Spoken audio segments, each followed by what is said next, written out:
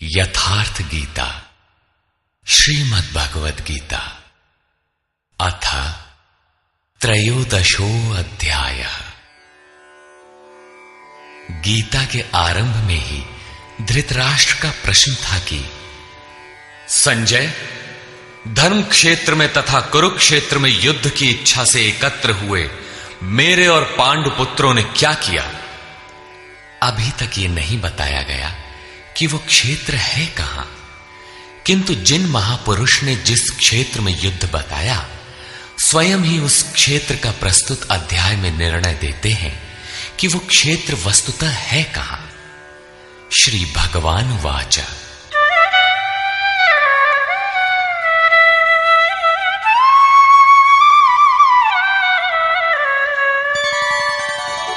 इदं शरीरं कौन्तेय क्षेत्रमित्यभिधीयते एतद्यो वेत्ति तं प्राहुः क्षेत्रज्ञ इति तद्विदः। कौन्तेय, ये शरीर ही एक क्षेत्र है और इसको जो भली प्रकार जानता है वो क्षेत्रज्ञ है।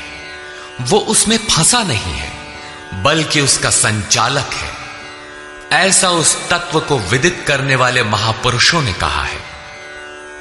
शरीर तो एक ही है, उसमें धर्म क्षेत्र और कुरुक्षेत्र ये दो क्षेत्र कैसे?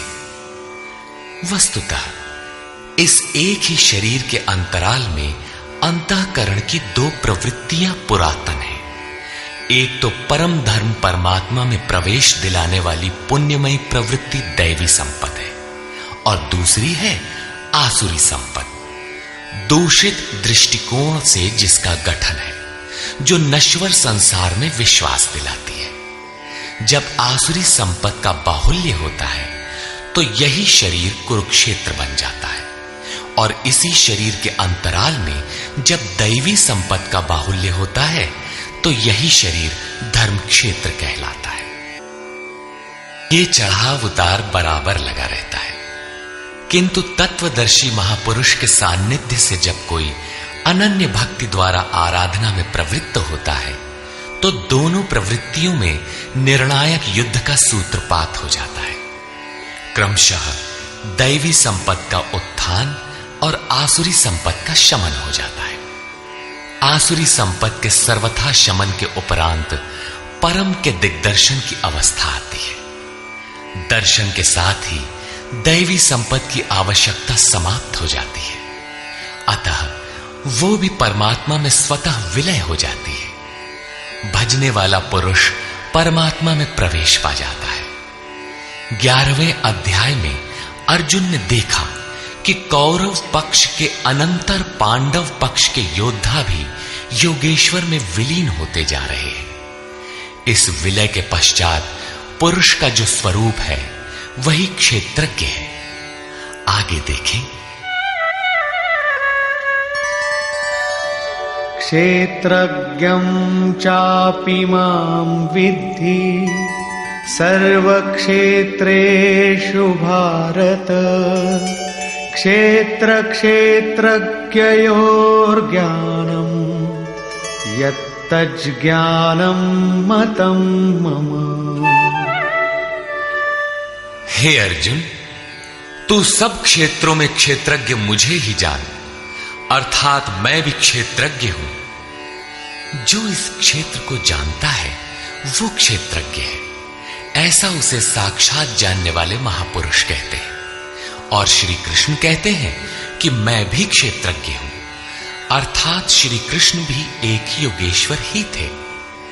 क्षेत्र और क्षेत्रज्ञ अर्थात विकार सहित प्रकृति और पुरुष को तत्व से जानना ही ज्ञान है, ऐसा मेरा मत है। अर्थात साक्षात्कार सहित इनकी जानकारी का नाम ज्ञान है, कोरी बहस का नाम ज्ञान नहीं है। तत्क्षेत्रं यच्च यादृक् च यद्विकारी यतश्च यत् स च यो यत्प्रभावश्च तत्समासेन मे शृणु। वो क्षेत्र जैसा है और जिन विकारों वाला है तथा जिस कारण से हुआ है, तथा वो क्षेत्रज्ञ भी जो है और जिस प्रभाव वाला है, वो सब मुझसे संक्षेप में सुन। अर्थात क्षेत्र विकार वाला है, किसी कारण से हुआ है, जबकि क्षेत्रज्ञ केवल प्रभाव वाला है। मैं ही कहता हूं, ऐसी बात नहीं है, ऋषि भी कहते हैं। ऋषिभिर्बहुधा गीतम् छन्दोभिर्विविधैः पृथक् ब्रह्मसूत्रपदैश्चैव हेतुमद्भिर्विनिश्चितैः। ये क्षेत्र और क्षेत्रज्ञ का तत्व ऋषियों द्वारा बहुत प्रकार से गायन किया गया है तथा नाना प्रकार से वेदों की मंत्रणा द्वारा विभाजित करके भी कहा गया है तथा विशेष रूप से निश्चित किए हुए युक्ति युक्त ब्रह्म सूत्र के वाक्यों द्वारा भी वही कहा गया है। अर्थात वेदांत, महर्षि, ब्रह्म सूत्र और हम एक ही बात कहने जा रहे हैं। श्री कृष्ण वही कहते हैं जो इन सब ने कहा है। क्या शरीर अर्थात क्षेत्र इतना ही है जितना दिखाई देता है? इस पर कहते हैं,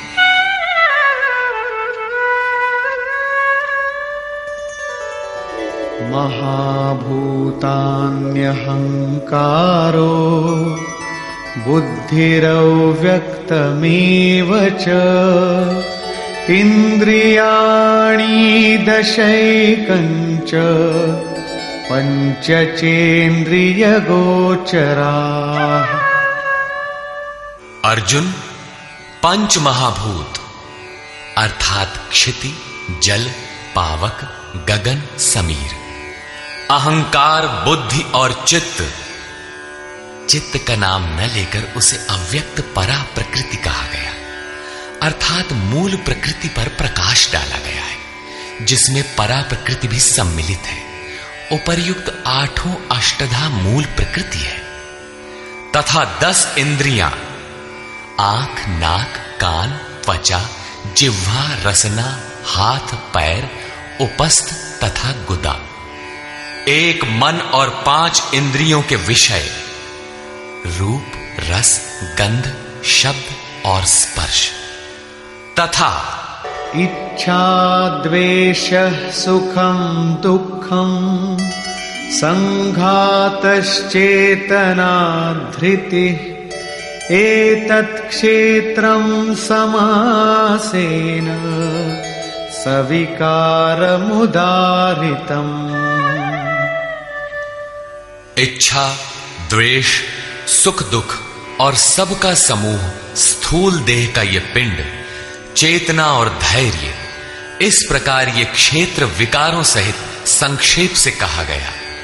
संक्षेप में यही क्षेत्र का स्वरूप है जिसमें बोया हुआ भला और बुरा बीज संस्कारों के रूप में उगता है। शरीर ही क्षेत्र है। शरीर में गारा मसाला किस वस्तु का है? तो यही 5 तत्व, 10 इंद्रियां, एक मन इत्यादि जैसा लक्षण ऊपर गिनाया गया है। इन सब का सामूहिक संघात पिंड शरीर है। जब तक ये विकार रहेंगे तब तक ये पिंड भी विद्यमान रहेंगे, इसलिए कि ये विकारों से बना है। अब उस क्षेत्रज्ञ का स्वरूप देखें जो इस क्षेत्र में लिप्त नहीं बल्कि उससे निवृत्त है। अमानित्वमदम्भित्वम् अहिंसा क्षान्तिरार्जवम् आचार्योपासनं शौचम् स्थैर्यमात्मविनिग्रहः। हे अर्जुन, मान अपमान का अभाव, दंभाचरण का अभाव, अहिंसा अर्थात अपनी तथा अन्य किसी की आत्मा को कष्ट न देना अहिंसा है। अहिंसा का अर्थ केवल इतना ही नहीं है कि चींटी मत मारो। श्री कृष्ण ने कहा कि अपनी आत्मा को अधोगति में न पहुंचाओ। उसको अधोगति में पहुंचाना हिंसा है और उसका उत्थान ही शुद्ध अहिंसा है। ऐसा पुरुष अन्य आत्माओं के उत्थान हेतु भी उन्मुख रहता है। हां, इसका आरंभ किसी को ठेस न पहुंचाने से होता है। ये उसी का एक अंग प्रत्यंग है।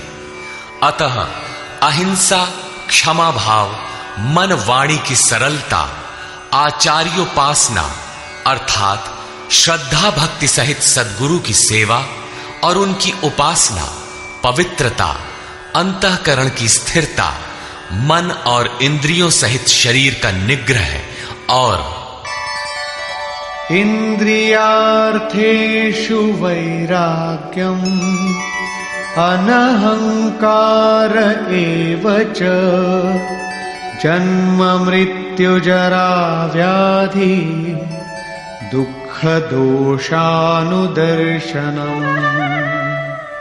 इस लोक और परलोक के देखे सुने भोगों में आसक्ति का अभाव, अहम का अभाव, जन्म मृत्यु, वृद्धावस्था, रोग और भोगादि में दुख दोष का बारंबार चिंतन, असक्तिरनभिष्वङ्गः पुत्रदार गृहादिषु नित्यं च समचित्तत्वम् इष्टानिष्टोपपत्तिषु। पुत्र, स्त्री, धन और गृहादि में आसक्ति का अभाव, प्रिय तथा अप्रिय की प्राप्ति में चित्त का सदैव सम रहना,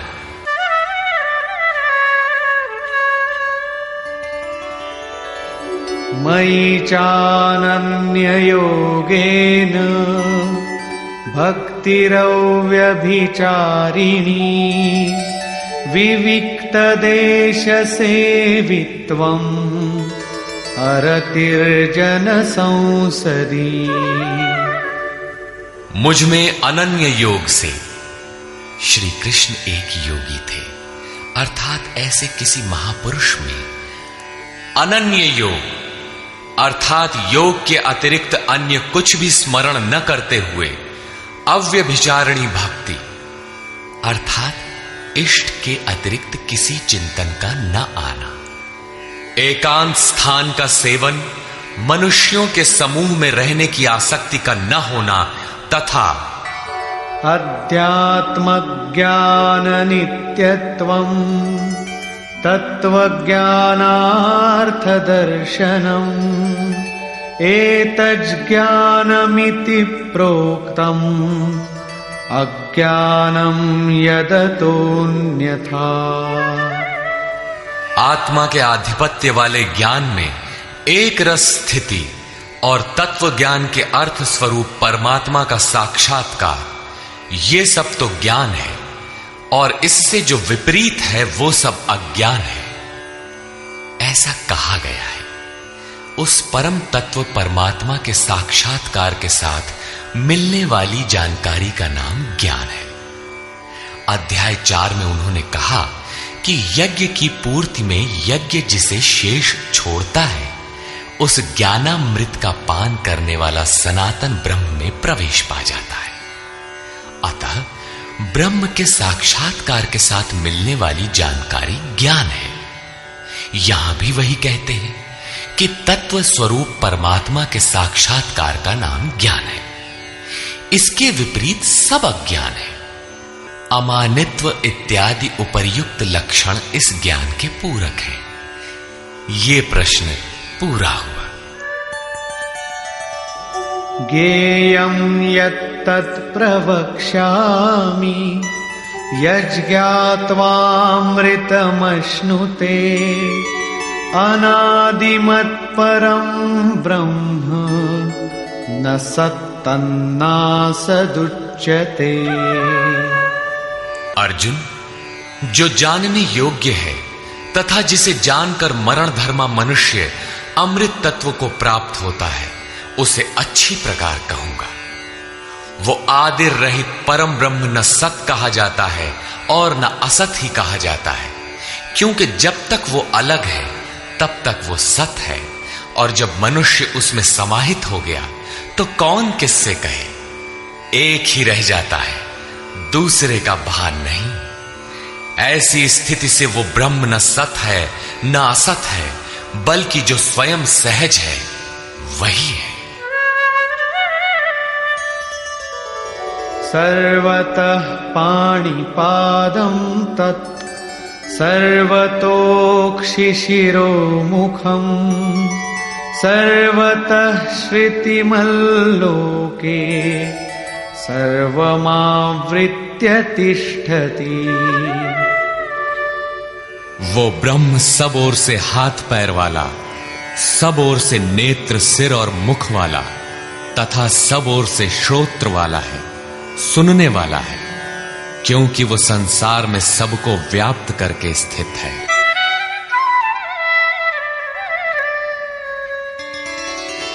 सर्वेन्द्रिय गुणाभासं सर्वेन्द्रिय विवर्जितम् असक्तं सर्वभृच्चैव निर्गुणं गुणभोक्तृ च।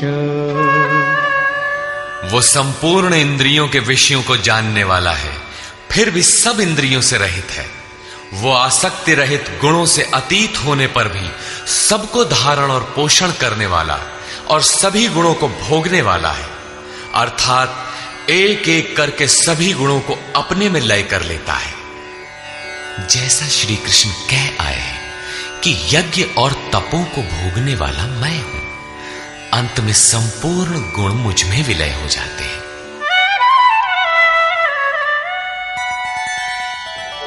बहिरन्तश्च भूतानां अचरं चरमेव च सूक्ष्मत्वात् तदविज्ञेयं दूरस्थं चान्तिके च तत्। वो ब्रह्म सभी जीवधारियों के बाहर भीतर परिपूर्ण है। चर और अचर रूप भी वही है। सूक्ष्म होने से वो दिखाई नहीं पड़ता, अविज्ञेय है, मन इंद्रियों से परे है तथा अति समीप और दूर भी वही है। अविभक्तं च भूतेषु विभक्तमिव च स्थितं भूतभर्तृ च तज्ज्ञेयं ग्रसिष्णु प्रभविष्णु च। अविभाज्य होकर भी वो संपूर्ण चराचर भूतों में अलग अलग के सदृश प्रतीत होता है। वो जानने योग्य परमात्मा समस्त भूतों को उत्पन्न करने वाला, भरण और पोषण करने वाला और अंत में संहार करने वाला है। यहां बाह्य और आंतरिक दोनों भावों की ओर संकेत किया गया है। जैसे बाहर जन्म और भीतर जागृति, बाहर पालन और भीतर योग क्षेम का निर्वाह, बाहर शरीर का परिवर्तन और भीतर सर्वस्व का विलय, अर्थात भूतों की उत्पत्ति के कारणों का लय और उस लय के साथ ही अपने स्वरूप को प्राप्त हो जाता है। ये सब उसी ब्रह्म के लक्षण है। ज्योतिषामपि तज्ज्योतिः तमसः परमुच्यते ज्ञानं ज्ञेयं ज्ञानगम्यं हृदि सर्वस्य विष्ठितम्।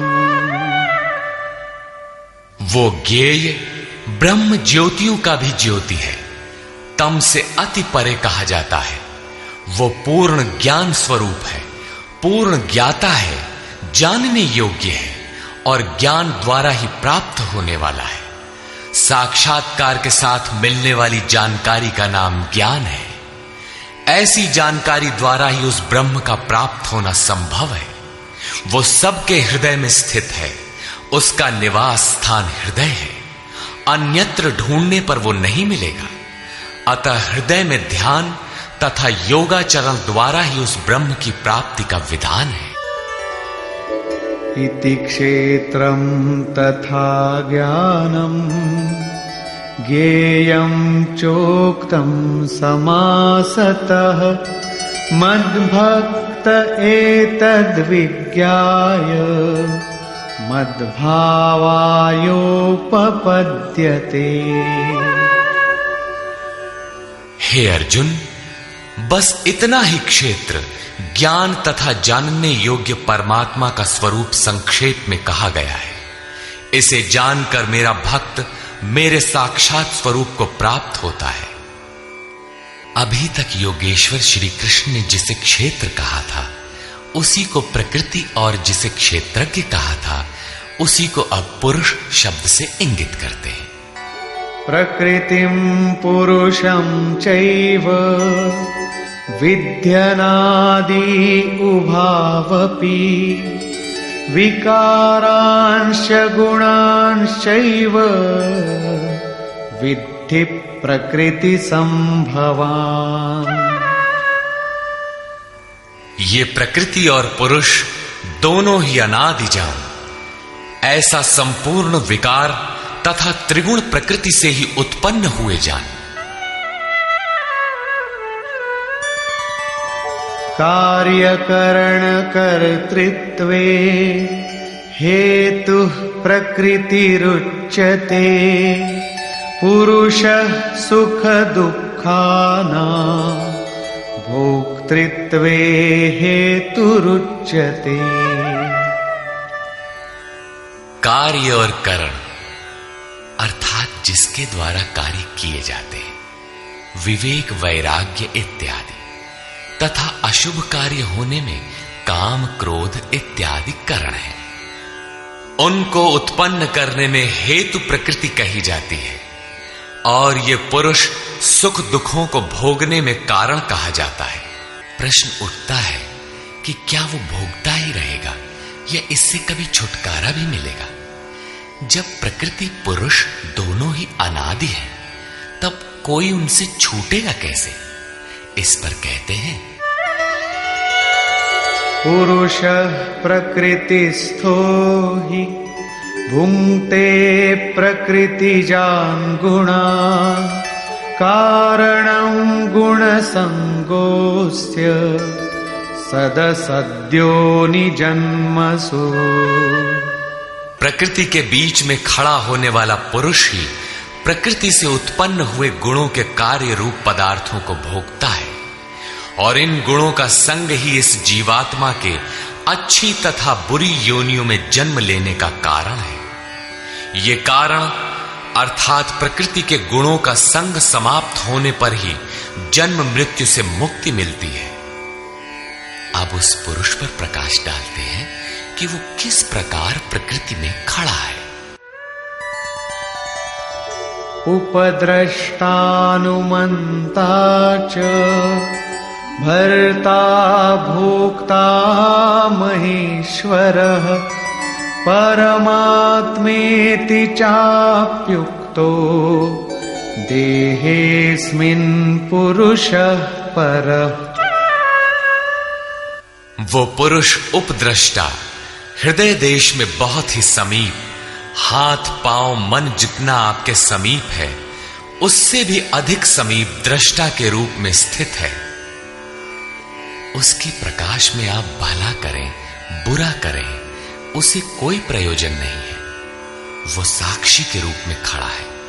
साधना का सही क्रम पकड़ में आने पर पथिक कुछ ऊपर उठा, उसकी ओर बढ़ा तो दृष्टा पुरुष का क्रम बदल जाता है। वो अनुमंता अनुमति प्रदान करने लगता है, अनुभव देने लगता है। साधना द्वारा और समीप पहुंचने पर वही पुरुष भर्ता बनकर भरण पोषण करने लगता है, जिसमें आपके योगक्षेम की भी व्यवस्था कर देता है। साधना और सूक्ष्म होने पर वही भोक्ता हो जाता है। भोक्तारम यज्ञ तपसाम, यज्ञ तप जो कुछ भी बन पड़ता है सबको वो पुरुष ग्रहण करता है, और जब ग्रहण कर लेता है उसके बाद वाली अवस्था में महेश्वर महान ईश्वर के रूप में परिणत हो जाता है। वो प्रकृति का स्वामी बन जाता है, किंतु अभी कहीं प्रकृति जीवित है तभी उसका मालिक है। इससे भी उन्नत अवस्था में वही पुरुष परमात्मेति चाप्युक्तो, जब परम से संयुक्त हो जाता है तब परमात्मा कहलाता है। इस प्रकार शरीर में रहते हुए भी ये पुरुष अर्थात आत्मा परह ही है, सर्वथा इस प्रकृति से परे ही है। अंतर इतना ही है कि आरंभ में ये दृष्टा के रूप में था, क्रमशः उत्थान होते होते परम का स्पर्श कर परमात्मा के रूप में परिणत हो जाता है। य एवं वेत्ति पुरुषं प्रकृतिं च गुणैः सह सर्वथा वर्तमानोऽपि न स भूयोऽभिजायते।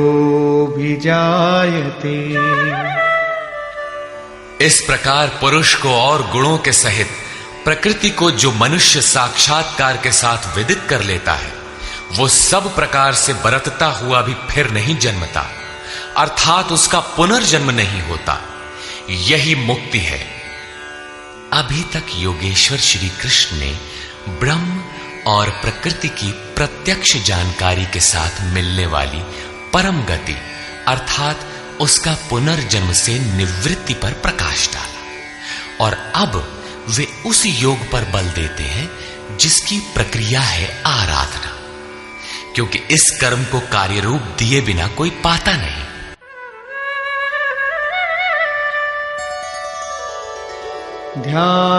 ध्यानेनात्मनि पश्यन्ति केचिदात्मानमात्मना अन्ये सांख्येन योगेन कर्मयोगेन चापरे।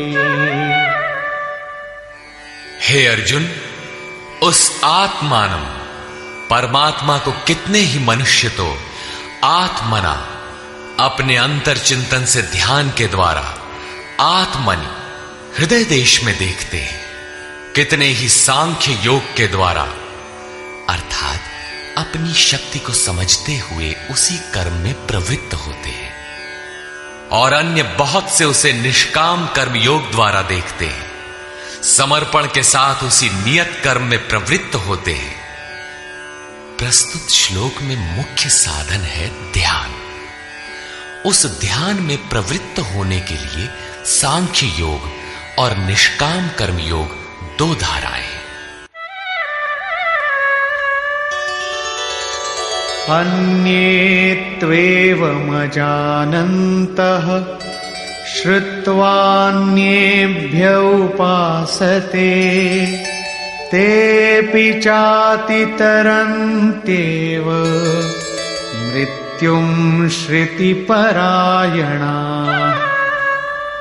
परंतु दूसरे जिनको साधना का ज्ञान नहीं है, वे इस प्रकार न जानते हुए अन्येभ्यः दूसरे जो तत्व के जानने वाले महापुरुष हैं, उनके द्वारा सुनकर ही उपासना करते हैं, और वे सुनने के परायण हुए पुरुष भी मृत्यु रूपी संसार सागर से निसंदेह तर जाते हैं। अतः कुछ भी पार न लगे तो सत्संग करें। यावत् संजायते किंचित सत्वं स्थावर जंगमम् क्षेत्र क्षेत्रज्ञ संयोगात् तद्विद्धि भरतर्षभ। हे अर्जुन, यावन मात्र जो कुछ भी स्थावर जंगम वस्तुएं उत्पन्न होती हैं, उन संपूर्ण को तू क्षेत्र और क्षेत्रज्ञ के संयोग से ही उत्पन्न हुई जान। प्राप्ति कब होती है, इस पर कहते हैं समं सर्वेषु भूतेषु तिष्ठन्तं परमेश्वरं विनश्यत्स्व विनश्यन्तं यः पश्यति स पश्यति। जो पुरुष विशेष रूप से नष्ट होते हुए चराचर सभी भूतों में नाश रहित परमेश्वर को संभाव से स्थित देखता है, वही यथार्थ देखता है, अर्थात उस प्रकृति के विशेष रूप से नष्ट होने पर ही वो परमात्म स्वरूप है, इससे पहले नहीं। इसी पर पीछे अध्याय 8 में भी कहा था, भूत भावोद्भव करो विसर्गः कर्म संज्ञितः। भूतों के वे भाव जो भले अथवा बुरे कुछ भी संस्कार संरचना करते हैं, उनका मिट जाना ही कर्मों की पराकाष्ठा है। उस समय कर्म पूर्ण है। वही यहां भी कहते हैं कि जो चराचर भूतों को नष्ट होते हुए और परमेश्वर को समभाव से स्थित देखता है, वही सही देखता है।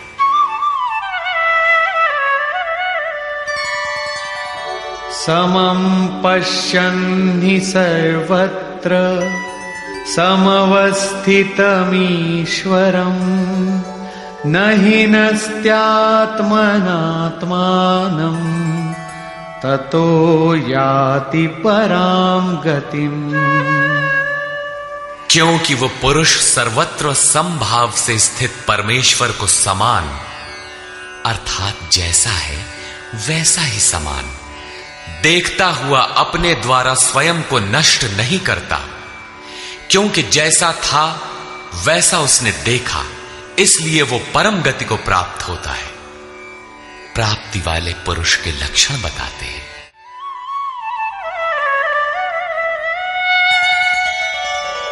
प्रकृत्यैव च कर्माणि क्रियमाणानि सर्वशः यः पश्यति तथात्मानम् अकर्तारं स पश्यति। जो पुरुष संपूर्ण कर्मों को सब प्रकार से प्रकृति द्वारा ही किया जाता देखता है, अर्थात जब तक प्रकृति है तभी तक कर्मों का होना देखता है, तथा आत्मा को अकर्ता देखता है, वही यथार्थ देखता है।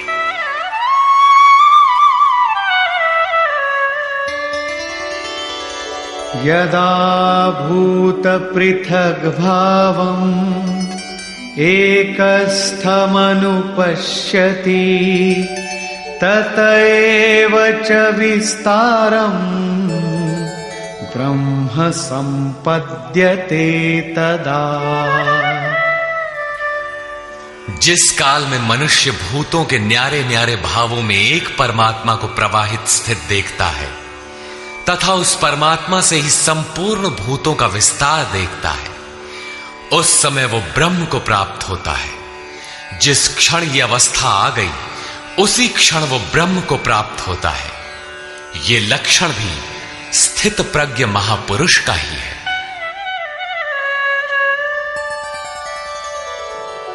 अनादित्वान् निर्गुणत्वात् परमात्मायमव्ययः शरीरस्थोऽपि कौन्तेय न करोति न लिप्यते। कौन्तेय, अनादि होने से और गुणातीत होने से ये अविनाशी परमात्मा शरीर में स्थित होते हुए भी वास्तव में न करता है और न लिप्त ही होता है। किस प्रकार? यथा सर्वगतं सौक्ष्म्याद् आकाशं नोपलिप्यते सर्वत्रावस्थितो देहे तथात्मानोपलिप्यते। जिस प्रकार सर्वत्र व्याप्त हुआ आकाश सूक्ष्म होने के कारण लिप्त नहीं होता, ठीक वैसे ही सर्वत्र देह में स्थित हुआ भी आत्मा गुणातीत होने के कारण देह के गुणों से लिप्त नहीं होता। आगे कहते हैं,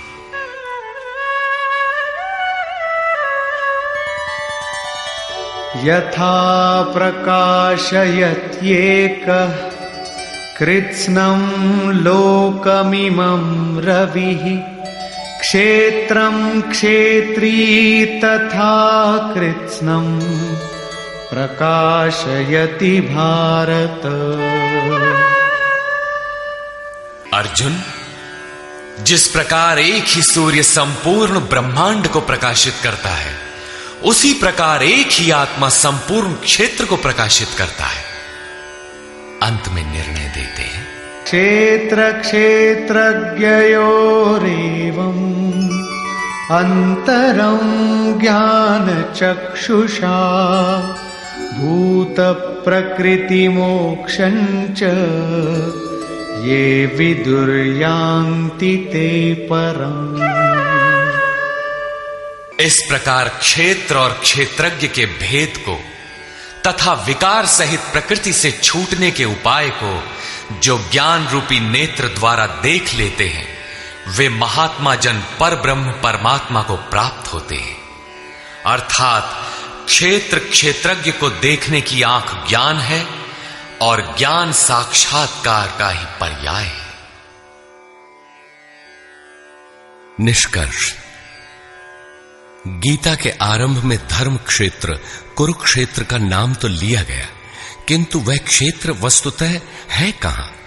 वह स्थल बताना शेष था, जिसे स्वयं शास्त्रकार ने प्रस्तुत अध्याय में स्पष्ट किया। कौन्तेय, यह शरीर ही एक क्षेत्र है।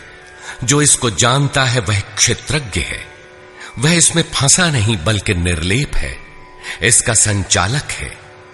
अर्जुन, संपूर्ण क्षेत्रों में मैं भी क्षेत्रज्ञ हूं। अन्य महापुरुषों से अपनी तुलना की। इससे स्पष्ट है कि श्री कृष्ण भी एक योगी थे, क्योंकि जो जानता है वह क्षेत्रज्ञ है, ऐसा महापुरुषों ने कहा है। मैं भी क्षेत्रज्ञ हूं, अर्थात अन्य महापुरुषों की तरह मैं भी हूं। उन्होंने क्षेत्र जैसा है जिन विकारों वाला है तथा क्षेत्रज्ञ जिन प्रभावों वाला है उस पर प्रकाश डाला। मैं ही कहता हूं ऐसी बात नहीं है, महर्षियों ने भी यही कहा है। वेद के छंदों में भी उसी को विभाजित करके दर्शाया गया है। ब्रह्म सूत्र में भी वही मिलता है। शरीर अर्थात जो क्षेत्र है, क्या इतना ही है जितना दिखाई देता है? इसके होने के पीछे जिनका बहुत बड़ा हाथ है, उन्हें गिनाते हुए बताया कि अष्टधा मूल प्रकृति, अव्यक्त प्रकृति, 10 इंद्रियां और मन, इंद्रियों के 5 विषय, आशा, तृष्णा और वासना, इस प्रकार इन विकारों का सामूहिक मिश्रण यह शरीर है। जब तक ये रहेंगे तब तक शरीर किसी न किसी रूप में रहेगा ही। यही क्षेत्र है जिसमें बोया भला बुरा बीज संस्कार रूप में उगता है। जो इसका पार पा लेता है वह क्षेत्रज्ञ है। क्षेत्रज्ञ का स्वरूप बताते हुए उन्होंने ईश्वरीय गुणधर्मों पर प्रकाश डाला और कहा कि क्षेत्रज्ञ इस क्षेत्र का प्रकाशक है। उन्होंने बताया कि साधना के पूर्ति काल में परम तत्व परमात्मा का प्रत्यक्ष दर्शन ही ज्ञान है। ज्ञान का अर्थ है साक्षात्कार। इसके अतिरिक्त जो कुछ भी है अज्ञान है। जानने योग्य वस्तु है परात्पर ब्रह्म। वह न सत है न असत, इन दोनों से परे है। उसे जानने के लिए लोग हृदय में ध्यान करते हैं, बाहर मूर्ति रखकर नहीं। बहुत से लोग सांख्य माध्यम से ध्यान करते हैं, तो शेष निष्काम कर्म योग, समर्पण के साथ उसकी प्राप्ति के लिए उसी निर्धारित कर्म आराधना का आचरण करते हैं। जो उसकी विधि नहीं जानते, वे तत्व स्थित महापुरुष के द्वारा सुनकर आचरण करते हैं। वे भी परम कल्याण को प्राप्त हो जाते हैं। अतः कुछ भी समझ में ना आए तो उसके ज्ञाता महापुरुष का सत्संग आवश्यक है। स्थित प्रज्ञ महापुरुष के लक्षण बताते हुए योगेश्वर श्री कृष्ण ने कहा कि जैसे आकाश सर्वत्र सम रहता हुआ भी निर्लेप है, जैसे सूर्य सर्वत्र प्रकाश करते हुए भी निर्लेप है, ठीक इसी प्रकार स्थित प्रज्ञ पुरुष सर्वत्र सम ईश्वर को जैसा है वैसा ही देखने की क्षमता वाला पुरुष क्षेत्र से अथवा प्रकृति से सर्वथा निर्लेप है।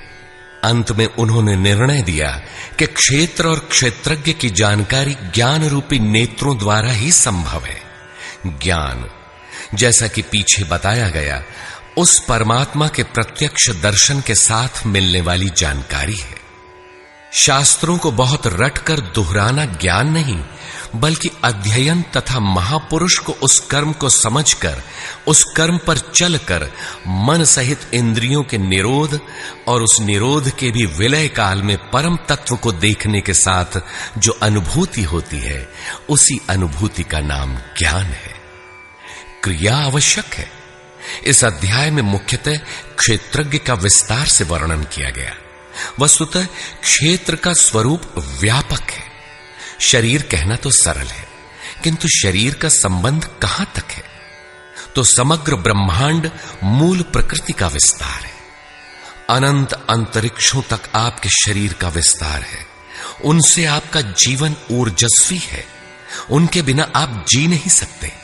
यह भूमंडल, विश्व, जगत, देश, प्रदेश और आपका यह दिखाई देने वाला शरीर उस प्रकृति का एक टुकड़ा भी नहीं है।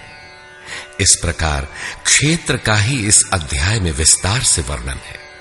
अतः ओम तत्सदिति श्रीमद्भगवद गीता सूपनिषत्सु ब्रह्म विद्यायाम योग शास्त्रे श्री कृष्णार्जुन संवादे क्षेत्र क्षेत्रज्ञ विभाग योगो नाम त्रयोदशोऽध्यायः। इस प्रकार स्वामी अड़गड़ानंद कृत श्रीमद् भगवद गीता के भाष्य यथार्थ गीता का 13वां अध्याय पूर्ण होता है। हरि ओम तत्सत।